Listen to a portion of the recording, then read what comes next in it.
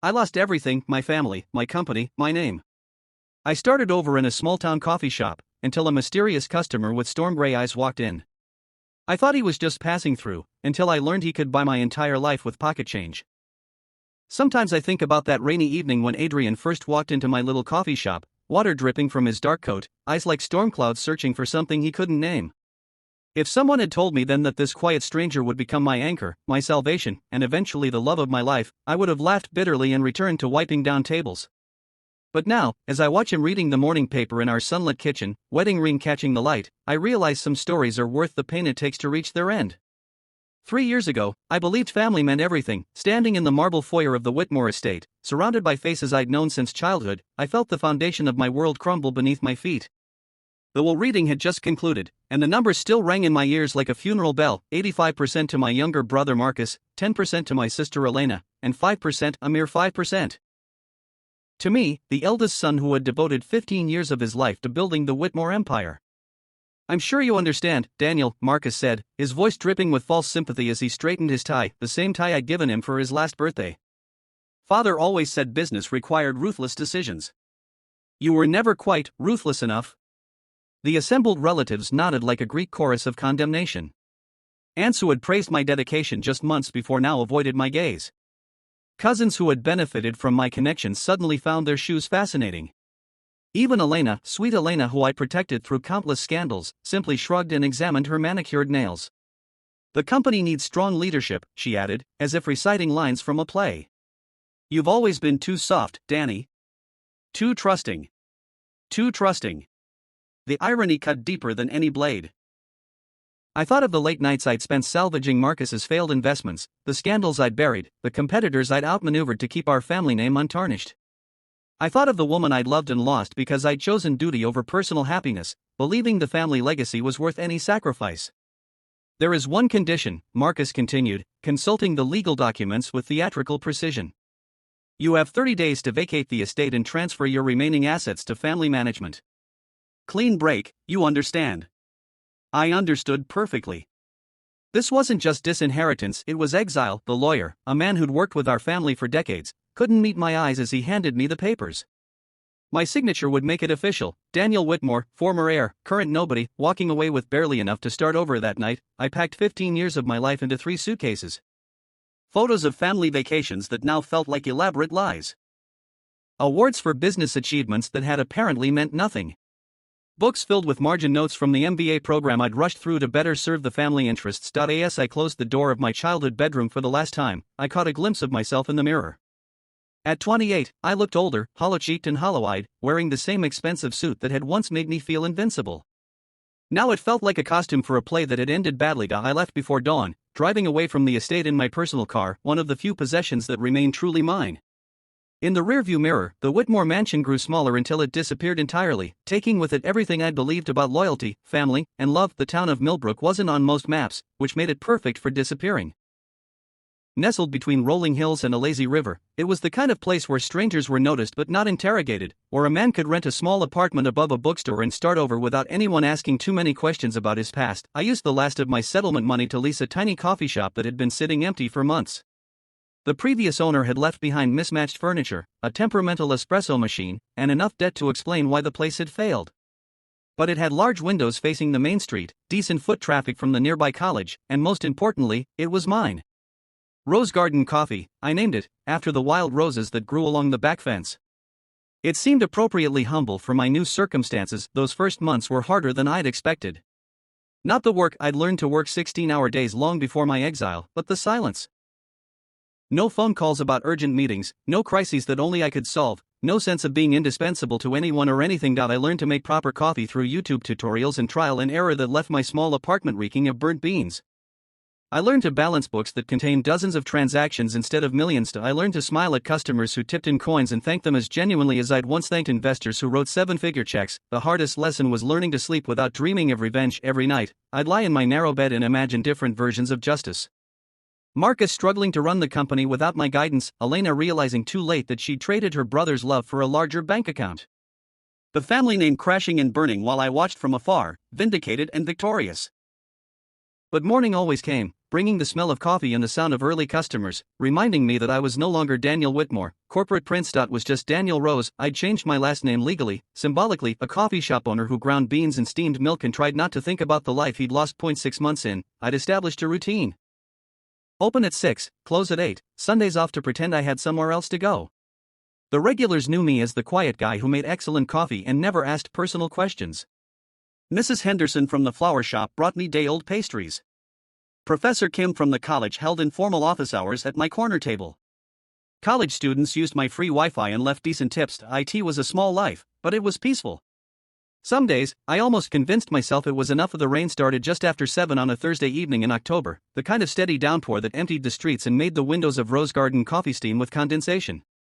I was cleaning the espresso machine when the door chimed, bringing with it the sound of water and wind. "We're about to close," I called out, not looking up from my work. "Just coffee, if you have it." The voice made me pause. Deep, cultured, with the faintest trace of an accent I couldn't place.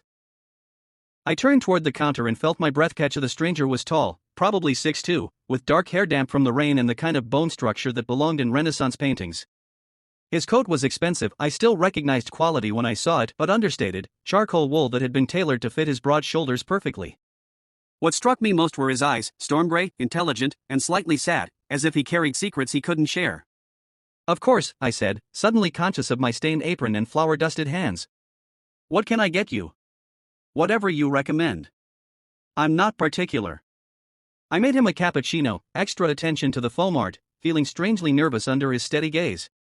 He paid in cash, left a generous tip, and took his cup to the table by the window.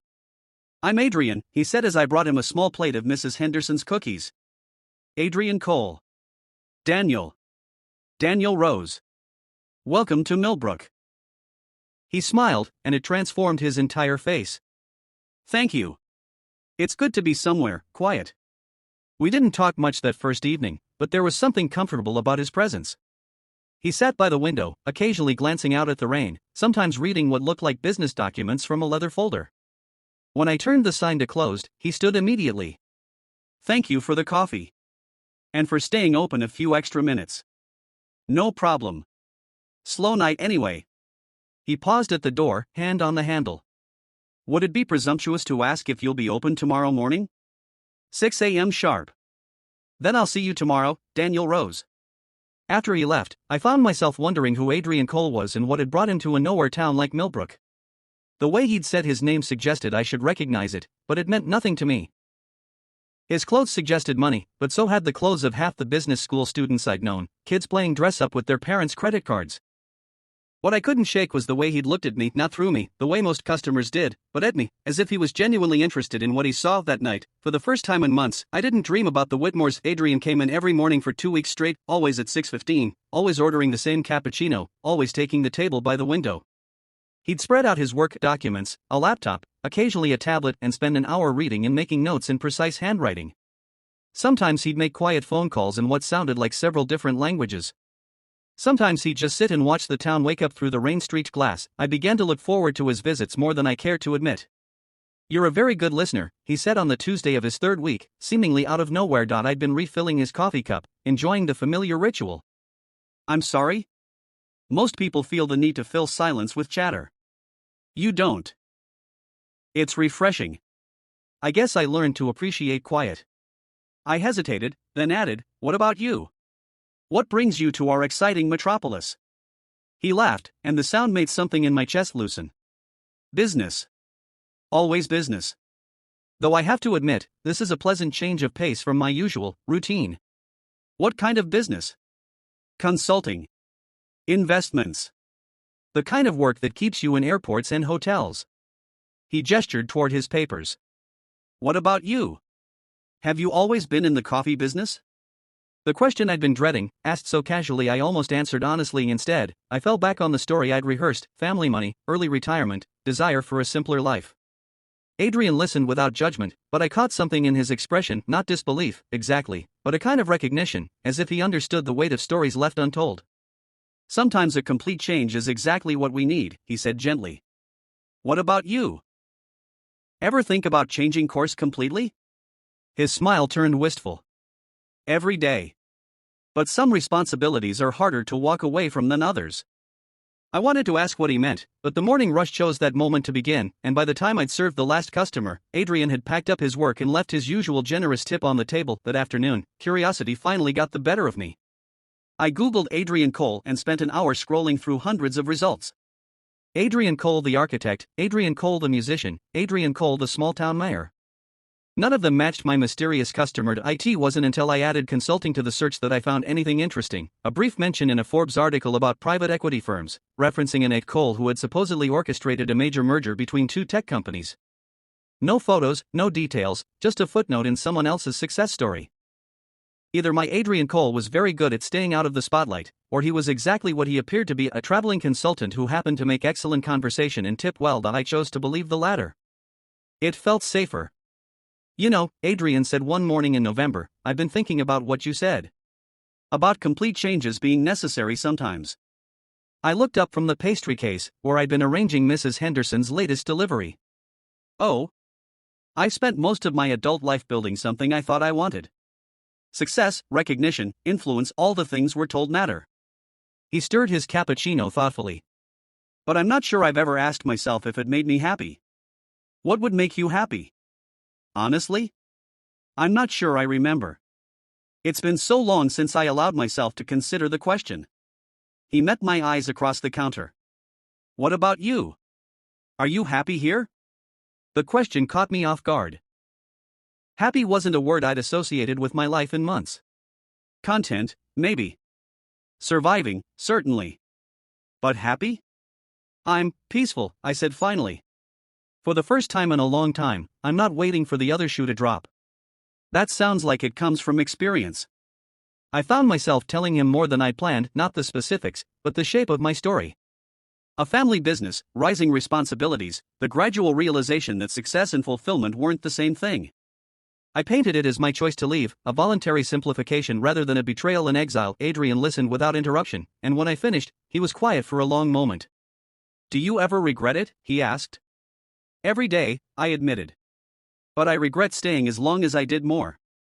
That's remarkably honest. You bring out my honest side, apparently. He smiled. Good. I was getting tired of polite small talk. From that morning on, our conversations deepened. Adrian told me about growing up in boarding schools, about parents who measured love in stock portfolios and trust funds. I shared stories about the pressure of being the responsible child, the weight of family expectations that felt heavier with each passing year. We never discussed specifics, his company remained nameless, my family's business undefined, but we understood each other in the way that exiles often do, recognizing the particular loneliness of people who'd walked away from everything they'd once thought they wanted. I keep thinking, Adrian said one gray morning in late November, that I should feel guilty for enjoying these conversations so much. Why would you feel guilty about enjoying good coffee and better company? Because it's not real, is it? This, he gestured around the coffee shop, this is a vacation from my actual life. Eventually, I'll have to go back. Will you? Won't you? We looked at each other across the small table, and I felt something shift between us. Not just friendship anymore, but not quite something else either. A possibility, hanging in the air like morning mist. Maybe, I said quietly, we both deserve better than going back to lives that made us unhappy. Maybe, he agreed. But wanting something and being able to have it aren't always the same thing. That night, I lay awake thinking about his words and wondering what invisible chains kept Adrian Cole tethered to a life he didn't seem to want. It would be weeks before I understood that some chains are made of gold, and the strongest prisons are the ones we build ourselves. December brought snow and shorter days, and Adrian's visits became longer, more frequent. He'd arrive at 6:15 for coffee, leave for whatever business brought him to town, then return in the afternoon to work from my corner table until closing time. I'm becoming your most persistent customer, he said one evening as I wiped down the counter around him. I've had worse problems. Have you?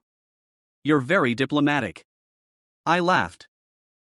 I'm learning that customer service is 90% diplomacy and 10% really good coffee. What was it before? Your previous work? The question hung between us. We'd been dancing around our pasts for weeks, sharing feelings and philosophies while carefully avoiding facts. I could have deflected again, changed the subject, maintained the comfortable fiction we'd built. Instead, I found myself saying, strategy. Problem solving. Putting out fires that other people started. Sounds stressful. It was. But I was good at it. The admission surprised me. I hadn't acknowledged my professional competence in months, had been so focused on the humiliation of losing everything that I'd forgotten I'd once been skilled at something other than making coffee. I'm sure you were. You have that quality, you make people feel heard, understood. That's rarer than you might think in business. Something in his voice made me look up. He was watching me with an expression I couldn't quite read, intense but not uncomfortable. What? Nothing. He stopped, shook his head. Sometimes I forget that we're essentially strangers. Are we? On paper, yes. In practice. He trailed off, then stood abruptly. I should let you close up. But instead of heading for the door, he moved closer to the counter, close enough that I could smell his cologne, something subtle and expensive that reminded me of rainy forests. Daniel, he said quietly. Yes? Would you like to have dinner with me? Somewhere that isn't here? My heart did something complicated in my chest. Like a date? Like whatever you'd like it to be. I should have said no. I barely knew him beyond morning coffee and afternoon conversations. For all my intuition about his character, Adrian Cole remained largely a mystery, and I'd already been burned badly by trusting the wrong person, but looking into those storm gray eyes, I realized I was tired of being careful. Tired of building walls around a life that was already smaller than I'd ever imagined it could be. Yes, I said. I'd like that. He smiled, and the warmth of it made me understand why people wrote poems about love at first sight. Not that this was love, it was too soon for that, too complicated by everything we weren't telling each other. But it was something, and for the first time since leaving the Whitmore estate, something felt like enough. Tomorrow? 7 o'clock? There's only one decent restaurant in town. Then it's a good thing I've already made reservations. He reached across the counter as if to shake my hand, a formal gesture that became something else entirely when his fingers closed around mine. His skin was warm, slightly rough from what felt like calluses, surprising for a man who supposedly spent his days in offices and boardrooms. Thank you, he said, thumb brushing across my knuckles before he let go. For what? For saying yes. For the coffee. For.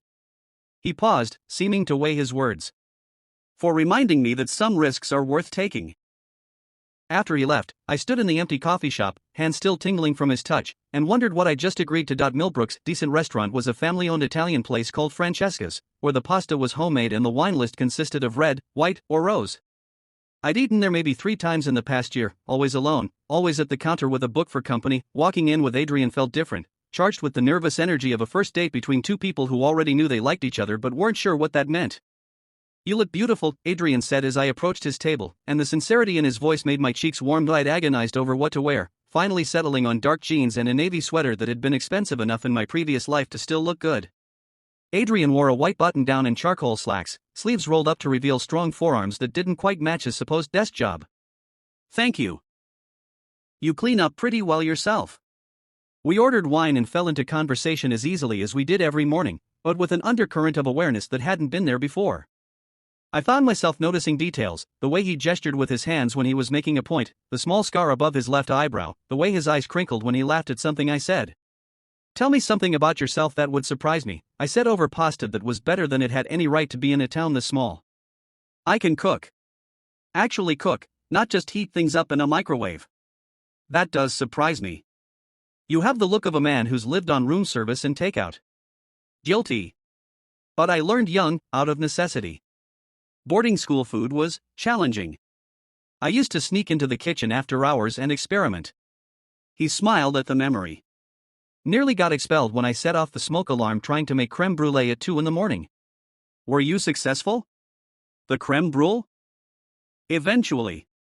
It took about 6 attempts and a very patient kitchen staff who took pity on a homesick 12-year-old. His expression grew serious. What about you? What would surprise me? I thought about it, swirling wine in my glass. I wanted to be a teacher when I was younger. High school history. I had this fantasy about inspiring young minds, making the past come alive. What changed? Family expectations. The business needed someone, and I was the eldest, the responsible one. Teaching didn't exactly fit the Whitmore. I stopped abruptly, realizing what I'd almost said. Adrian's eyes sharpened, but his voice remained casual. Whitmore? Heat flooded my face. Rose. Sorry, it's... Whitmore was my mother's maiden name. I mixed it up for a second. He nodded, accepting the lie gracefully, but I caught something in his expression, not suspicion, exactly, but interest. As if he were filing the information away for later consideration. I think you would have been an excellent teacher, he said. You have a gift for making people feel comfortable, for listening without judgment. That's half of good teaching right there. What about you? Ever dream of doing something completely different? Sometimes I think about having a garden. Something simple, where the only politics are between the roses and the weeds, where success is measured in tomatoes and sunflowers instead of. He trailed off, shaking his head.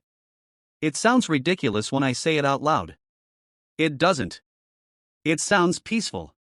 Peace, he repeated thoughtfully. Yes. That's what I'd want. Peace and maybe someone to share it with. The words hung between us, loaded with possibility. I felt my heartbeat quicken as Adrian reached across the table, his fingers finding mine again. Daniel, he said quietly, I should probably tell you. Whatever he was going to say was interrupted by the arrival of our dessert, tiramisu we'd ordered to share, and the moment passed. But his hand remained over mine, thumb tracing gentle circles across my knuckles, and I found myself thinking that some confessions were worth waiting for. We walked back to my apartment slowly, neither of us quite ready for the evening to end. The snow had stopped, leaving the world crystalline and quiet under the streetlights. I had a wonderful time, Adrian said when we reached my door. So did I. We stood there, two adults suddenly awkward as teenagers, unsure how to navigate the space between friendship and whatever this was becoming. I'd like to do this again, he said finally. I'd like that too. He stepped closer, and I caught my breath, thinking he might kiss me. Instead, he reached up and brushed a snowflake from my hair, his touch gentle and deliberate. Good night, Daniel. Good night, Adrian. I watched him walk away until he disappeared around the corner, then climbed the stairs to my apartment, mind spinning with wine and possibility and the lingering warmth of his touch. The shift in our relationship was subtle but unmistakable. Adrian still came for morning coffee, but now he'd brush his fingers against mine when I handed him his cup. He still worked from his corner table in the afternoons, but now he'd look up and smile when he caught me watching him. We had dinner twice more that week, once at the only Chinese restaurant in town, once at a little place that served incredible burgers and played jazz from a jukebox that looked older than both of us combined. Each evening ended the same way, a walk to my apartment, a moment of charged hesitation at my door, and a good night that felt like a promise of something more. You're being very patient with me, I said on the third evening, as we stood in the familiar pool of light from my building's entrance. Am I? Most men would have made a move by now. Or given up. Adrian smiled, that slow expression that transformed his whole face. I'm not most men. And this, he gestured between us, this is too important to rush. Important? Don't you feel it? This connection we have? It's not just physical attraction, Daniel. Though, he added, eyes darkening, that's certainly part of it. Heat pooled in my stomach. What is it then? I think, he said carefully, that we recognize something in each other. Something that's been missing from our lives. He was right. Whatever was growing between us felt different from anything I'd experienced before. Not the desperate passion of my college relationships or the convenient affection of my brief engagement to Margaret, the senator's daughter who'd fit perfectly into the Whitmore family plans until I'd realized that fitting wasn't the same as loving. This felt like coming home to a place I'd never been before. Adrian, I said, stepping closer, what are you so afraid of? Losing this, he said simply. Losing you. When you find out who I really am. Who are you, really? For a moment, I thought he might tell me. His expression grew serious, almost pained, and I could see him weighing words in his mind. Then he shook his head. Someone who's made too many compromises for too many years. Someone who's forgotten how to be honest, even with himself. He reached out, cupping my face in his hands. But when I'm with you, I remember who I used to be. Who I could be again. This time, when he leaned in, I met him halfway. The kiss was soft at first, questioning, then deeper as I threaded my fingers through his hair and pulled him closer. He tasted like the wine we'd shared at dinner and something uniquely him, something that made me want to memorize every detail of this moment. When we broke apart, both of us were breathing hard. Good night, Daniel, he whispered against my lips. Stay, I said before I could stop myself. His eyes searched mine. Are you sure? I thought about all the reasons I should say no. We barely knew each other, at least not the facts that usually mattered. He was clearly hiding something significant about his life, and I was lying about mine. We were both running from pasts that might catch up to us eventually, but standing there in the snow, looking into his storm-gray eyes, none of that seemed to matter as much as the simple truth that I wanted him. Not just physically, though the attraction was undeniable, but completely. His morning coffee ritual, his thoughtful silences, his laugh when I said something that surprised him. The way he made me feel seen and understood and worthy of care. Yes, I said. I'm sure. He kissed me again, deeper this time, and when he pulled back, his smile was radiant. Then yes, he said. I'd very much like to stay. I woke to the smell of bacon and the sound of Adrian humming quietly in my small kitchen. For a moment, I lay still, savoring the unfamiliar pleasure of not waking up alone. Pale winter sunlight filtered through the bedroom curtains, and I could hear the familiar sounds of Millbrook coming to life, cars starting, dogs barking, the distant rumble of the early bus to the college. Good morning, Adrian said when I appeared in the kitchen doorway, wearing pajama pants and a university t-shirt that had seen better days. He'd put his clothes back on, though his shirt was wrinkled and his hair was charmingly mussed. He looked completely at home at my small stove, turning bacon with the confidence of someone who'd meant it when he said he could actually cook. Good morning. I don't usually have ingredients for a proper breakfast. I may have taken some liberties with your grocery budget. I hope you like eggs Benedict. I stared at the plates he was preparing: perfectly poached eggs, Canadian bacon, hollandaise sauce that looked restaurant quality. You made hollandaise sauce? In my kitchen? With my questionable collection of cooking utensils? It's all about the technique, he said solemnly, then grinned. And I may have run to the store while you were still sleeping. You're a very sound sleeper, by the way. I can't believe you went grocery shopping at 7 a.m. I can't believe you don't own a proper whisk. We're going to have to work on your kitchen equipment situation. The casual assumption of future mornings together made something warm uncurl in my chest.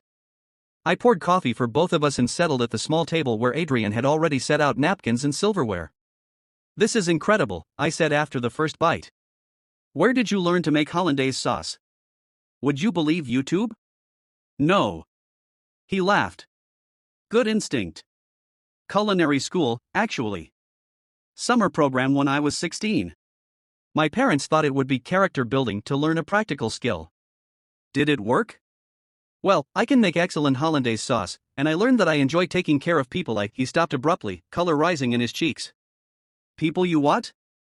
People I care about, he finished quietly, meeting my eyes across the small table. The admission hung between us, weighty with implication. We'd known each other for weeks, but this felt like the real beginning, the first morning of whatever we were becoming.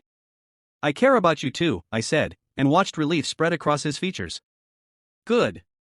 Because I was starting to worry that last night was just excellent wine and holiday spirit. It wasn't. Though the wine didn't hurt. He reached across the table to take my hand, thumb tracing the familiar pattern across my knuckles. Daniel, there are things about my life, about who I am, that you're not ready to talk about yet. I know. It's not that simple. Isn't it? You're here, in my kitchen, making me breakfast that's better than anything I've eaten in months.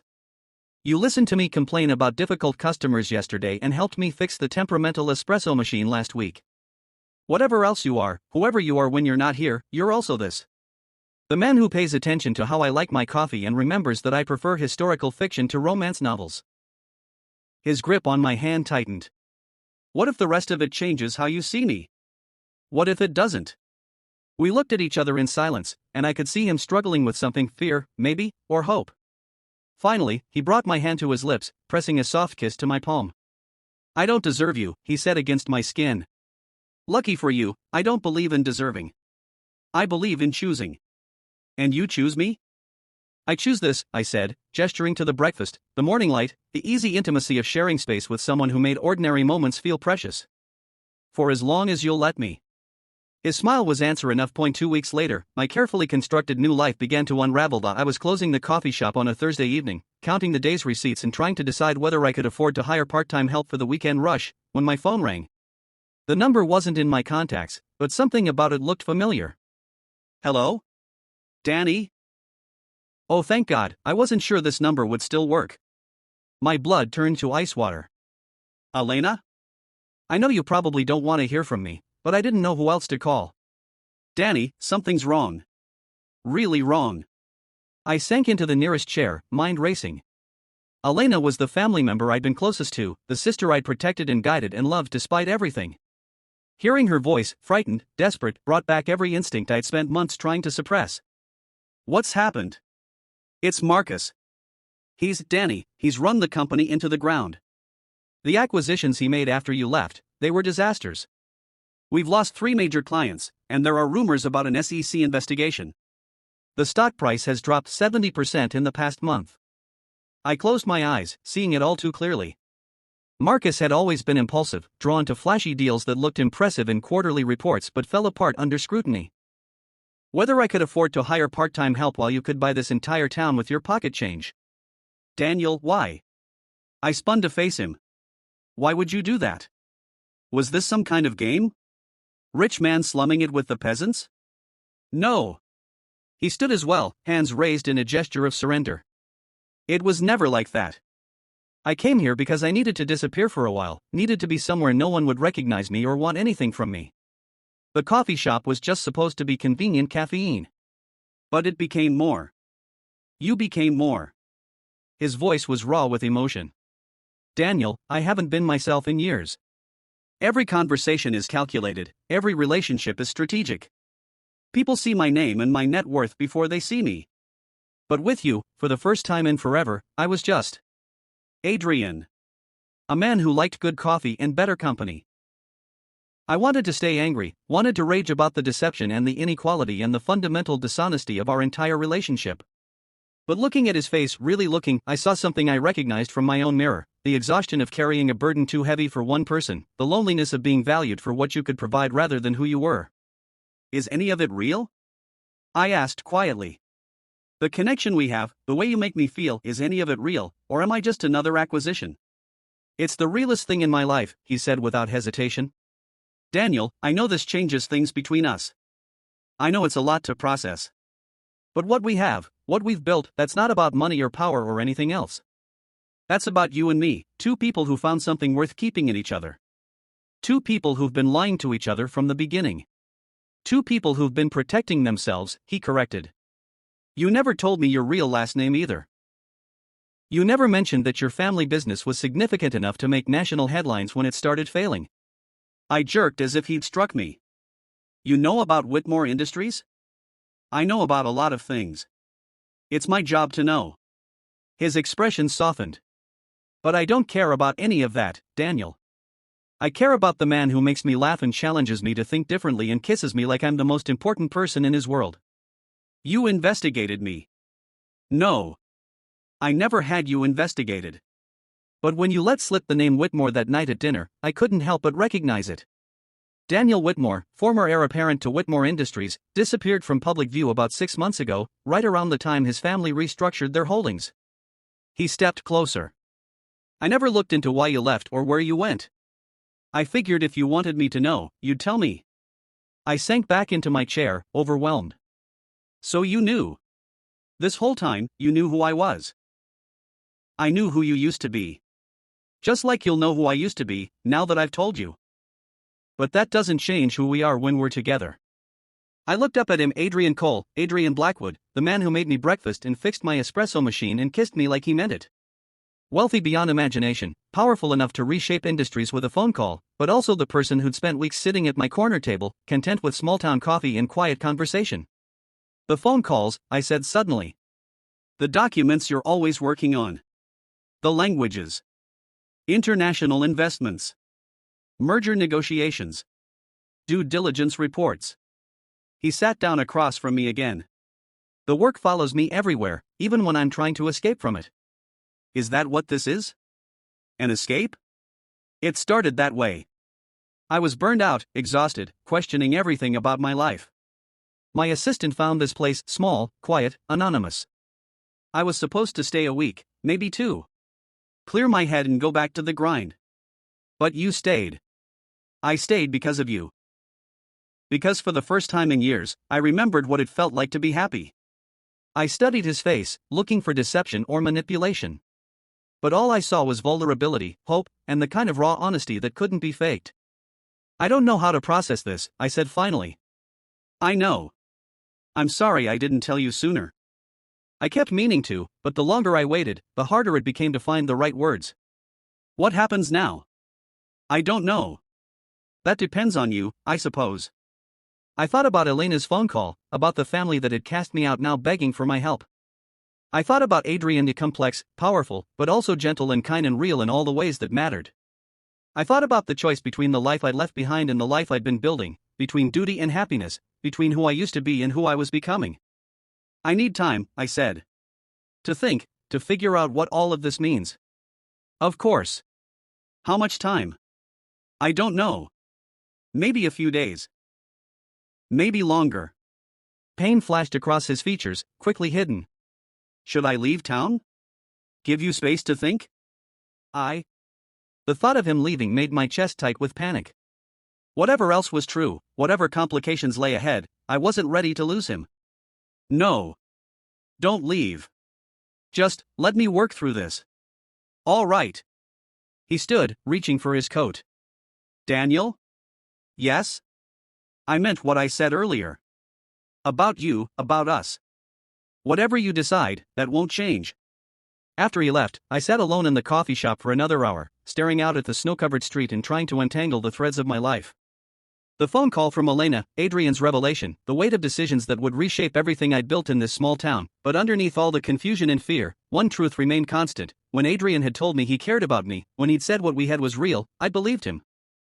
Not because of who he was or what he could offer me, but because of who he'd been in all the small, quiet moments we'd shared. The question now was whether that would be enough to build a future on, or whether the complications of our respective pasts would prove too heavy for what we'd found together to bear. I didn't sleep that night. Instead, I sat at my kitchen table with my laptop, researching everything I could find about Adrian Blackwood.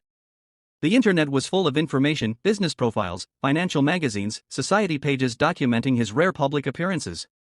But the more I read, the more I understood why he'd seemed so familiar. The first rainy evening, Adrian Blackwood wasn't just wealthy, he was a legend in financial circles.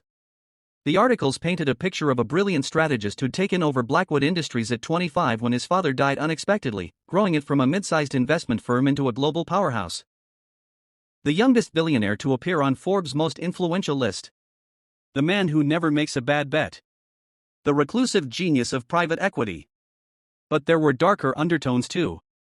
Mentions of the pressure he'd been under since taking control so young. Speculation about why he'd never married, never seemed to maintain long-term relationships. Articles that described him as notoriously private and impossible to reach for comment.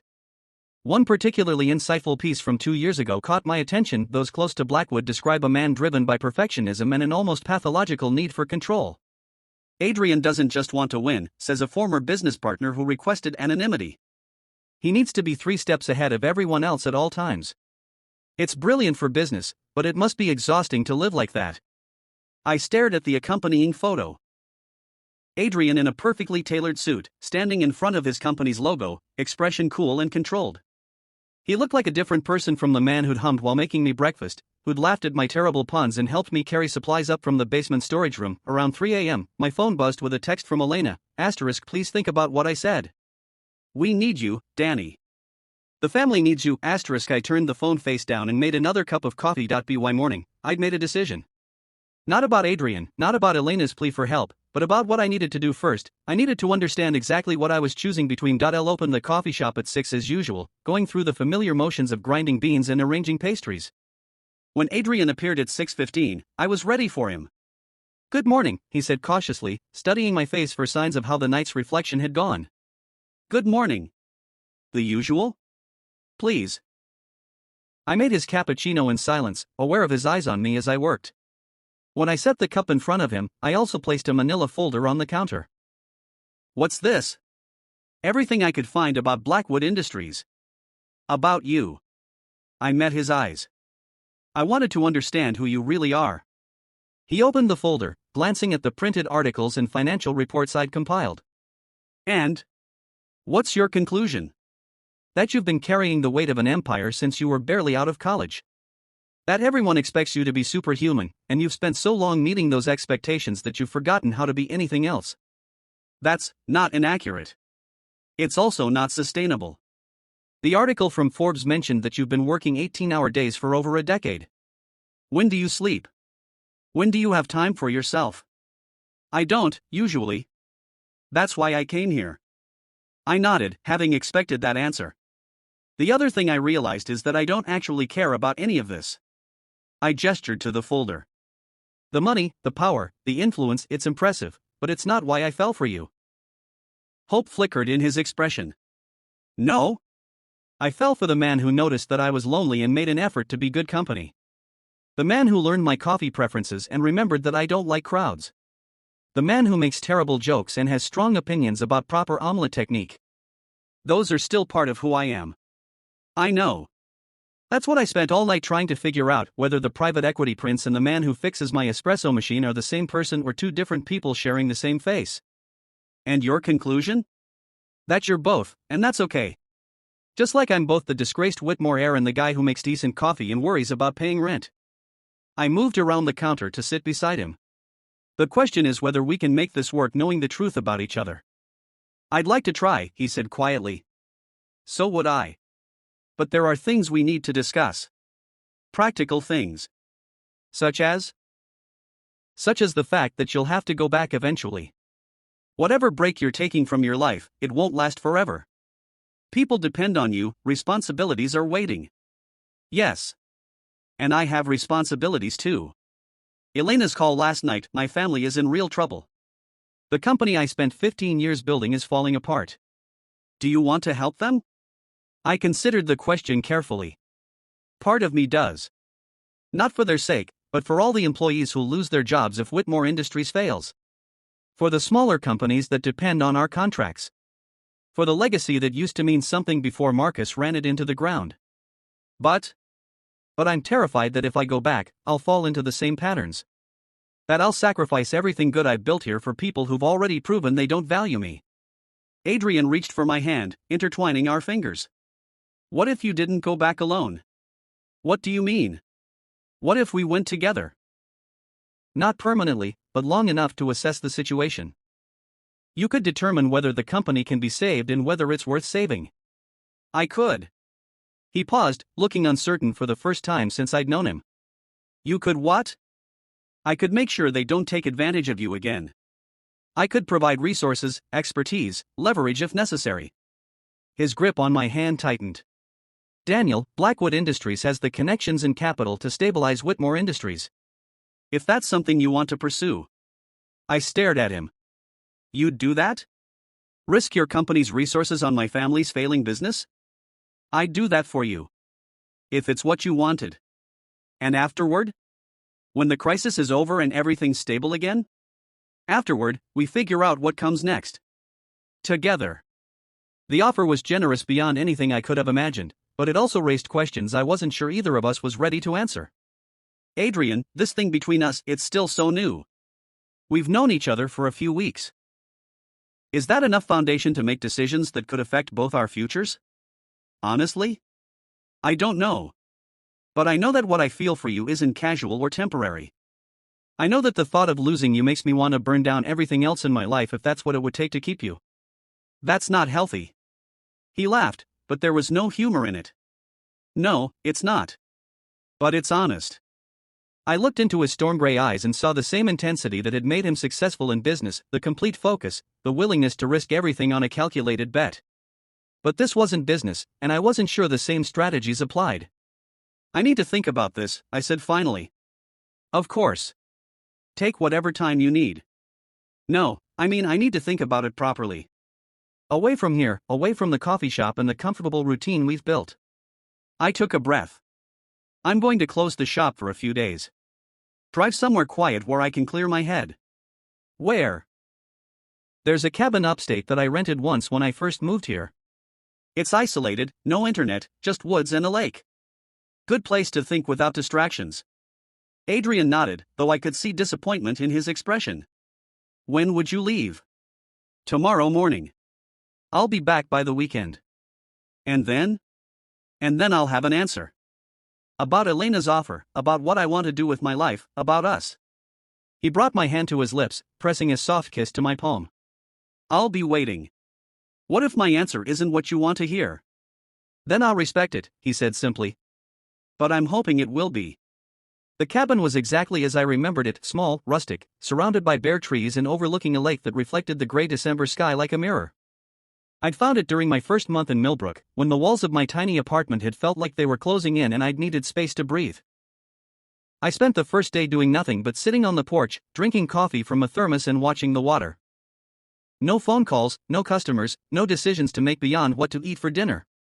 Just silence and space to let my thoughts settle. By the second day, I was ready to think. I made lists, pros and cons, potential outcomes, risks and benefits.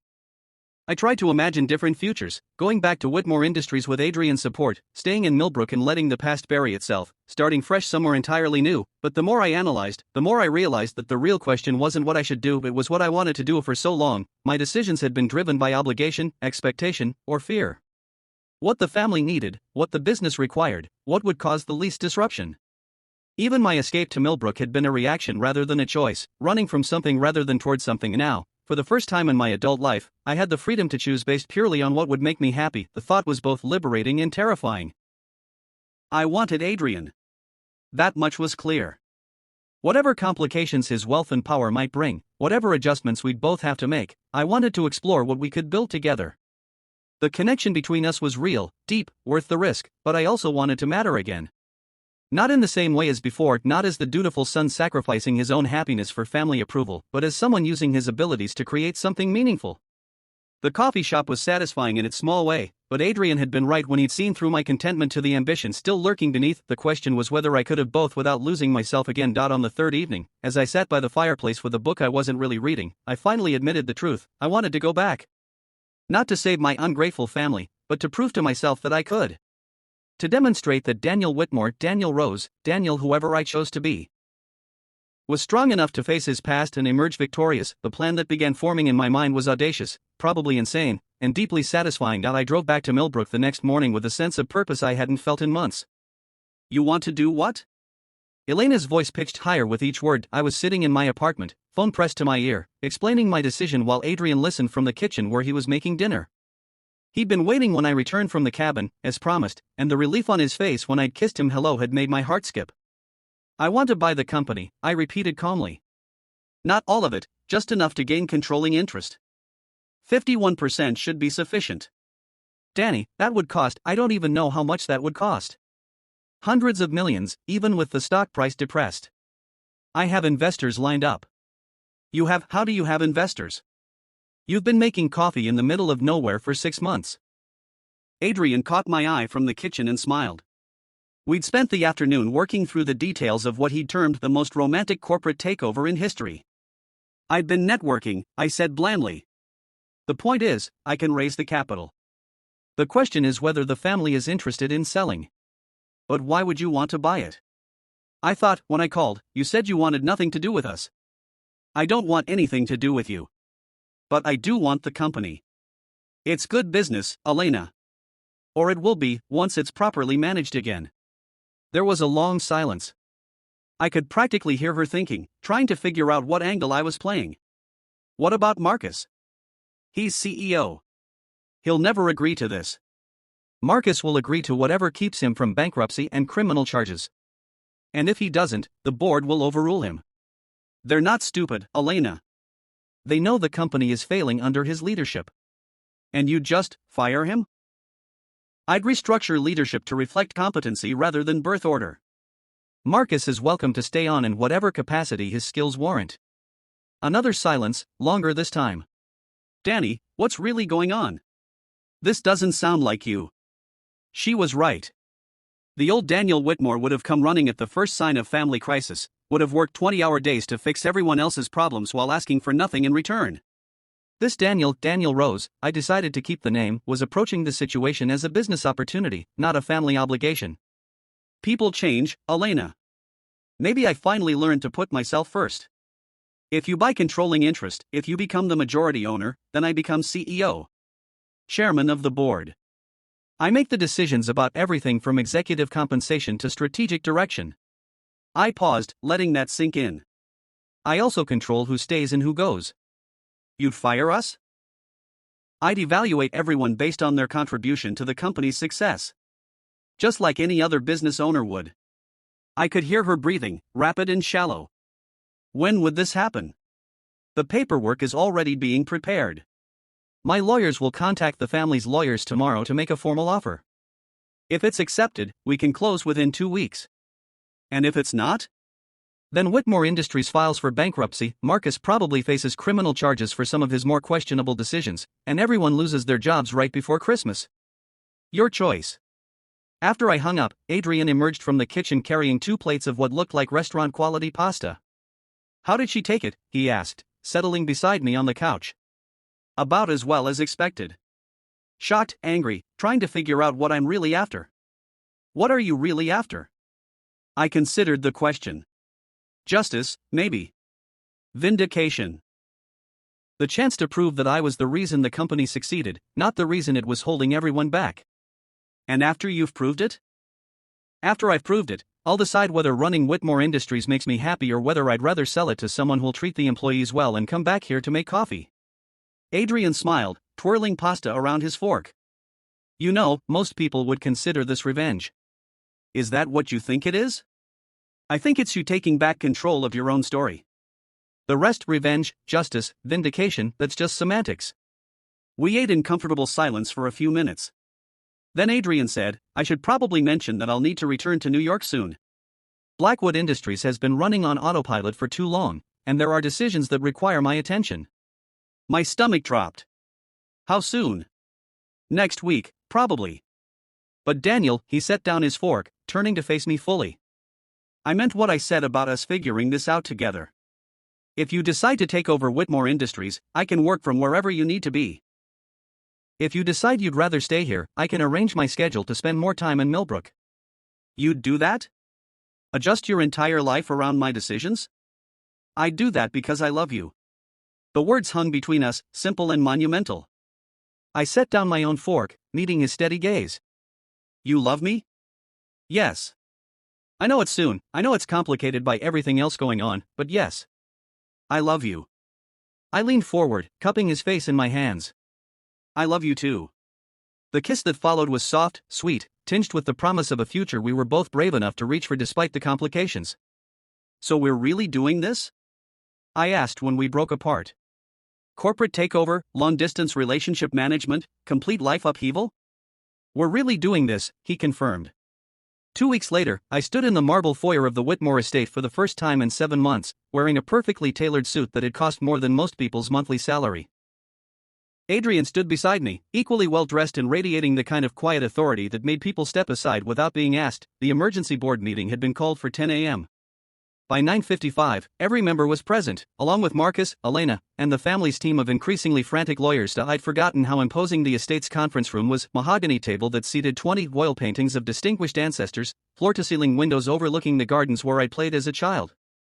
It had been designed to intimidate, to remind visitors that the Whitmores were old money, serious people, not to be trifled with. Today, it just looked tired. Gentlemen, ladies, I said, taking my seat at the head of the table, the chair that had once belonged to my father, then briefly to Marcus. Thank you for coming on such short notice. Board member Patricia Caldwell, who'd known me since I was 12, looked genuinely pleased to see me. Daniel, it's wonderful to have you back. Quite unusual. Unusual times call for unusual measures, I replied smoothly. I assume everyone has reviewed the acquisition proposal? Murmurs of agreement around the table. Marcus, sitting to my left in what had been my old seat, looked like he hadn't slept in days. Elena sat beside him, perfectly composed but with white knuckles where she gripped her pen. The offer is extremely generous, said board member James Morrison, consulting his copy of the documents. Particularly given the company's current challenges. Mr. Rose has assembled a formidable group of investors, added Patricia. Blackwood Industries, Steinberg Capital, Morrison and Associates, some of the most respected names in private equity. I glanced at Adrian, who remained professionally neutral despite being the primary source of those formidable investors. We'd structured the deal carefully to avoid any appearance of impropriety while ensuring I had the backing necessary to stabilize and rebuild the company. I have a question, Marcus said, speaking for the first time. His voice was hoarse, strained. Why now? Why come back when you made it clear you wanted nothing to do with the family business? Because it's not the family business anymore, I replied calmly. It's just business. And it's good business, when properly managed. Properly managed, he repeated, color rising in his cheeks. Are you implying that I haven't been managing it properly? I'm not implying anything, Marcus. The company's performance over the past 7 months speaks for itself. The silence that followed was thick with tension. Finally, Patricia cleared her throat. If we accept this offer, and I think we should, what changes can we expect in terms of leadership and operations? Comprehensive restructuring, I said, opening my folder to consult notes I'd memorized days ago. New strategic direction focused on sustainable growth rather than flashy acquisitions. Renewed emphasis on our core competencies in manufacturing and government contracts. And yes, changes in executive leadership to reflect competency and performance rather than traditional hierarchies. What does that mean for current management? Asked Elena, voice carefully controlled. It means everyone will be evaluated based on their contribution to the company's success. Those who add value will be retained and promoted. Those who don't, I shrugged, will be free to pursue other opportunities. Marcus slammed his hand on the table. This is insane. You can't just waltz back in here and take over everything we've built, everything you've built? I interrupted, voice still calm but with an edge that made him stop mid-sentence. Marcus, in the 7 months since I left, you've lost 3 major clients, made 2 disastrous acquisitions, and driven the company to the brink of bankruptcy. Exactly what is it you think you've built? I've been trying to modernize. You've been trying to prove you're smarter than everyone else, especially me. The problem is that smart leadership isn't about making the biggest, boldest moves. It's about making the right moves, consistently, over time. I stood, moving to the whiteboard at the front of the room. Let me show you what I see when I look at this company's current state. For the next hour, I laid out everything that had gone wrong since my departure and exactly how I planned to fix it. The analysis was thorough, detailed, and devastating in its precision. By the time I finished, even Marcus looked convinced that dramatic change was necessary. The vote is straightforward, I concluded, returning to my seat. Accept my offer and give the company a chance to recover under new leadership, or continue on the current path and file for bankruptcy within 6 months. There's no third option. The vote was unanimous. Even Marcus and Elena voted in favor, though neither looked happy about it. As the meeting ended and people began filing out, Marcus approached me, expression a mixture of anger and something that might have been respect. You planned this, he said quietly. The whole thing. Leaving, disappearing, letting me fail so you could come back and take over. No, Marcus. I left because you and Elena made it clear I wasn't wanted. I came back because you made it clear you needed me. I met his eyes. The failure was all yours. And now you're in charge of everything. Now I'm in charge of fixing everything. There's a difference. He nodded slowly, then extended his hand. I don't like it, but I respect it. You always were the better businessman. I shook his hand, surprised by the admission. You can stay, you know. There's a place for you in the company if you're willing to learn from your mistakes and work as part of a team rather than trying to prove yourself at everyone else's expense. Under your authority. Under competent authority. Mine, for now. But Marcus, I'm not doing this to punish you or prove how much smarter I am. I'm doing this because 3,000 people work for this company, and they deserve better than to lose their jobs because of poor decision-making at the executive level. Something shifted in his expression, surprise, maybe even gratitude. Thank you. For the second chance. After he left, Elena approached, her usual composure finally cracking. Danny, I'm sorry. For everything. The way we treated you, the things we said, Elena. I held up a hand to stop her. I appreciate the apology, but it doesn't change anything. You made your choice 7 months ago. I'm making mine now. So there's no possibility of things going back to the way they were? Of being a family again? I looked at her, really looked, and saw not the sister I'd grown up protecting, but a woman who'd been willing to throw away 15 years of my loyalty and dedication for a larger share of an inheritance she hadn't earned. The hurt was still there, but it no longer had the power to destroy me. We were never really family, Elena. We were just people who shared DNA and a business interest. Real family doesn't abandon each other the moment it becomes convenient. Tears welled in her eyes. We didn't mean for it to happen that way. Yes, you did. You calculated the odds and decided you were better off without me. The only thing that's changed is that you were wrong about being able to manage without me. I gathered my papers, preparing to leave. You can stay too, if you want. There's a position in marketing that would suit your skills. But Elena, I'm not your big brother anymore. I'm your boss. Don't forget that. 6 months later, I stood in my new office, a corner suite on the 40th floor of the renovated Whitmore Industries headquarters, looking out at the New York skyline and marveling at how much had changed. The company was not just stable but thriving. We'd recovered two of the three major clients Marcus had lost, landed a significant new government contract, and divested the failing acquisitions he'd made at considerable but manageable losses. The stock price had recovered to within 10% of its pre-crisis levels, and employee morale was at a 5-year high. More importantly, I was happy. Not just satisfied or content, but genuinely excited about the work I was doing. Restructuring the company had reminded me why I'd fallen in love with business in the first place: the challenge of solving complex problems, the satisfaction of building something sustainable, the opportunity to make decisions that positively affected thousands of people. Working late again? I turned to see Adrian in the doorway, still wearing his suit from whatever meetings had filled his own day. Even after 6 months together, the sight of him made my heart skip. Just reviewing the quarterly projections. We're going to exceed expectations by 12%. Excellent. Dinner? I thought you had that merger negotiation tonight. Postponed until tomorrow. Something about the seller's lawyers needing more time to review the environmental impact assessments. He crossed the room, settling his hands on my shoulders from behind. Which means I have an entire evening free to spend with the man I love. I leaned back against his chest, savoring the warmth and solid presence of him. What did you have in mind? Actually cooking for you instead of ordering takeout. Maybe that risotto you mentioned wanting to try. You spoil me. Good. You deserve to be spoiled. We'd found our rhythm over the past months, Adrian splitting his time between Blackwood Industries' Manhattan offices and wherever I needed to be, me learning to delegate responsibilities so I could occasionally take long weekends at his place in the Hamptons or my own apartment, which I'd kept despite being able to afford something much grander. It wasn't always easy. We were both used to being in control, both accustomed to making decisions without having to consider another person's needs or preferences. But we were learning, finding compromises that honored both our ambitions and our relationship. There's something I want to discuss with you, Adrian said as we walked to the elevator. A proposal, of sorts. Business or personal? Both. The elevator arrived, and we stepped inside. I waited until the doors closed before asking, what kind of proposal? Blackwood Industries has been looking to expand our manufacturing holdings. Whitmore Industries would be an excellent addition to our portfolio. I studied his reflection in the polished steel doors. Are you asking me to sell the company to you? I'm asking if you'd be interested in a merger. Equal partnership, shared leadership, combined resources. He turned to face me directly.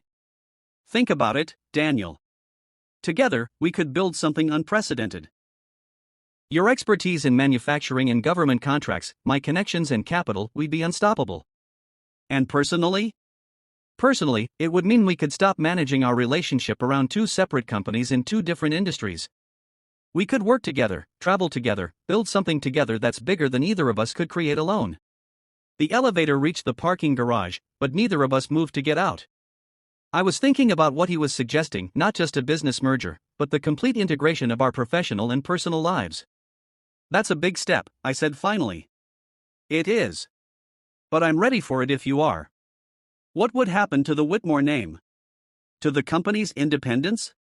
We'd maintain the Whitmore Industries brand for manufacturing operations. Think of it as a subsidiary rather than an acquisition. You'd remain CEO of that division, with full autonomy over day-to-day operations. And you? I'd be CEO of the parent company. We'd be partners, Daniel. Real partners, in every sense of the word. I looked into his gray eyes and saw the same intensity that had first attracted me, but tempered now with patience and genuine affection. This wasn't about control or power, it was about partnership, about building a future that honored both our strengths and our love for each other. I'd want to maintain some independence, I said slowly. Keep my own office, my own team, the ability to make decisions without having to clear everything through you first. Of course. And I'd want to make sure the employees are protected. No layoffs for the sake of efficiency, no changes to benefits or working conditions without their input. Agreed. And if it doesn't work out, if mixing business and personal proves to be a mistake, we need an exit strategy that protects both the companies and our relationship. Adrian smiled, the expression transforming his whole face. Does that mean you're saying yes? It means I'm saying yes to exploring the possibility. Have your lawyers draw up a preliminary agreement, and I'll have mine review it. He kissed me then, right there in the elevator, with a passion that reminded me why I'd fallen for him in the first place. I love you, he murmured against my lips. I love you too. But Adrian? Yes? If this goes badly, if we end up destroying what we've built together, I'm keeping the coffee shop lease in Millbrook. Just in case we need to start over. He laughed, deep and genuine. Fair enough. Though I have to admit, the thought of going back to that little corner table every morning has a certain appeal. Even knowing that the coffee would probably never be as good as what you could afford anywhere else? Especially knowing that the coffee was never the point, Daniel. You were. 1 year later, I found myself back in Millbrook for the first time since leaving to reclaim Whitmore Industries. The coffee shop had been taken over by a young couple from the college who'd maintained the warm, welcoming atmosphere while adding their own touches, local art on the walls, live music on Friday nights, a small selection of books for sale. It's exactly the same, I said to Adrian as we sat at what had been our corner table, drinking coffee that was indeed not as good as I used to make but perfectly adequate. Not exactly the same, he replied, nodding toward the young woman behind the counter who was chatting easily with customers while her partner restocked the pastry case. They're happy here. Really happy. Were we? Happy, I mean? I was. Happier than I'd been in years. But I think we're both happier now. He was right. The merger had been completed 6 months ago, creating what the financial press had dubbed the most successful partnership in private equity history. Whitmore Blackwood Industries was thriving, our combined expertise and resources opening doors neither company could have accessed alone. More importantly, our personal relationship had not only survived the professional integration but flourished. Working together had taught us new things about each other: Adrian's incredible attention to detail, my ability to inspire loyalty in employees, our shared vision for ethical business practices that prioritized long-term stability over short-term profits. We'd bought a house together in Connecticut, close enough to New York for easy commuting but far enough out to have space and privacy. Adrian had gotten his garden, acres of it, actually, and I'd discovered that I enjoyed the physical work of planting and pruning almost as much as the mental work of strategic planning. Any regrets? I asked, reaching across the table to take his hand. About what? Any of it. Leaving your old life, taking the risk on me, combining our companies. None, he said without hesitation. You? I thought about it seriously. The past year had been challenging, learning to navigate a romantic relationship within a professional partnership, dealing with the increased media attention that came with our combined prominence, managing the complex family dynamics that still occasionally surfaced despite my best efforts to keep business and personal relationships separate. But I also thought about the satisfaction of proving that I was capable of not just recovering from betrayal but transforming it into something better. About the pride I felt when I walked through our manufacturing facilities and saw employees who were well paid, well treated, and genuinely excited about their work. About the morning I'd woken up in Adrian's arms and realized that I wasn't just happy, I was fulfilled. No regrets, I said. Though I have to admit, there are days when I miss the simplicity of this place. When the biggest decision was whether to offer a seasonal pumpkin spice latte. We could come back, you know. If it ever becomes too much. We're wealthy enough to retire tomorrow if we wanted to. And do what? Open a coffee shop together? Why not? I've always thought I'd make an excellent barista. I laughed, imagining Adrian Blackwood, billionaire CEO, master of the universe, wearing an apron and asking customers if they'd like to make their cappuccino a large for an extra 50 cents. The world's most overqualified coffee shop, I mused. I like it. We finished our coffee and walked through the town, noting the small changes that had occurred in our absence. New shops, familiar faces, the comfortable rhythm of a place that existed outside the larger world's chaos. Thank you, Adrian said as we reached the car. For what? For taking the risk. For trusting me enough to build something together. For proving that it's possible to have both love and success without sacrificing either. I kissed him, tasting coffee and contentment and the promise of whatever adventures lay ahead. Thank you for seeing me, I replied. Not the Whitmore heir or the coffee shop owner or the CEO, but me. And for loving me enough to fight for us even when it was complicated. Always, he said simply. As we drove away from Millbrook, I felt the satisfaction of a story that had come full circle. Not back to where it started, but forward to something better, stronger, wiser, more aware of what truly mattered. The boy who'd been betrayed by his family had become a man who'd built his own definition of success. The lonely billionaire who'd lost himself in work had remembered how to love and be loved.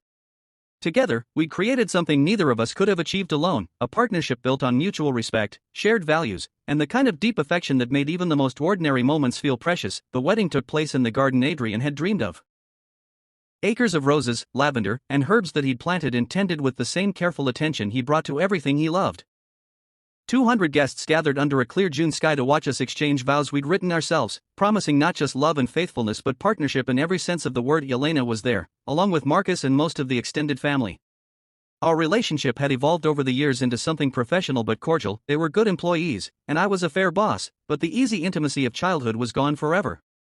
I'd made my peace with that loss. Adrian's parents had flown in from Switzerland, where they'd retired after finally accepting that their son was more capable of running the family business than they'd ever been. His mother had spent the morning fussing over flower arrangements and seating charts with the dedication of someone who'd waited 40 years to plan her only child's wedding. But the moment that mattered most came during the ceremony itself, when Adrian and I stood facing each other under an arch of white roses and spoke the words that made official what had been true for years. "I promise to be your partner in everything," I said, looking into his gray eyes and seeing my entire future reflected there. In business and in life, in success and in failure, in the ordinary moments and the extraordinary ones. "I promise to trust you with my dreams and support you in pursuing your own. I promise to love you exactly as you are while encouraging you to become everything you're capable of being," he replied, voice steady despite the tears in his eyes. "I promise to share not just my resources but my vulnerabilities, not just my victories but my doubts. I promise to build a life with you that honors both our individual strengths and our combined power." When the officiant pronounced us married, the applause was thunderous, but all I could hear was Adrian's quiet "I love you" as he kissed me. The reception lasted well into the evening, with dancing and speeches and the kind of celebration that comes from people who genuinely believe love is worth fighting for. Adrian and I managed to steal a few moments alone around midnight, walking through his beloved garden while the party continued on the terrace. "Any regrets?" he asked, echoing the question I'd posed years earlier in the Millbrook coffee shop. "Just one," I said, and watched his expression shift to concern. "I regret that it took betrayal and exile for me to find you. I wish we'd met earlier, when we were both younger and had fewer walls to tear down." "I don't," he said, stopping to cup my face in his hands. "We met exactly when we were supposed to meet. When we were both ready to recognize what we had and fight for it. Earlier, and we might have been too proud or too scared to take the risk." He was right, as he often was. The man I'd been at 25, driven by family expectations and desperate for approval, wouldn't have been ready for the kind of equal partnership Adrian and I had built. The man he'd been, focused solely on business success and convinced that emotional connections were weaknesses to be avoided, wouldn't have been capable of the vulnerability our relationship required. "Besides," he added, grinning, "if we'd met earlier, you might never have learned to make decent coffee, and that would have been a terrible loss." I laughed, pulling him closer. "I love you, Adrian Blackwood." "I love you too, Daniel Blackwood." The name still felt new, though I'd been using it legally for months. Daniel Blackwood, CEO of Whitmore Industries, husband to Adrian Blackwood, partner in every sense of the word. It was the name of a man who'd learned that sometimes the best revenge is simply living well, that success measured in love and fulfillment is worth more than any amount of money or power, and that the right person makes every risk worth taking. As we walked back toward the lights and laughter of our wedding reception, I thought about the scared, angry man who'd fled his family's estate with nothing but a few suitcases and wounded pride. I thought about the lonely billionaire who'd been running from his own success, searching for something he couldn't name in a tiny coffee shop in a nowhere town. Those men had found each other, healed each other, and built something beautiful from the wreckage of their separate disappointments. They'd learned that love wasn't weakness but strength, that vulnerability wasn't danger but possibility, and that the best victories are the ones that transform everyone involved. Under the stars, surrounded by the scent of roses and the sound of music, I kissed my husband and felt the deep satisfaction of a story that had ended exactly as it should, with love, with partnership, and with the promise of whatever adventures lay ahead. Sometimes the phoenix rises not from ashes but from betrayal, not in flames but in quiet determination, not alone but hand in hand with the person who sees your true worth and chooses to stand beside you as you reclaim your sky.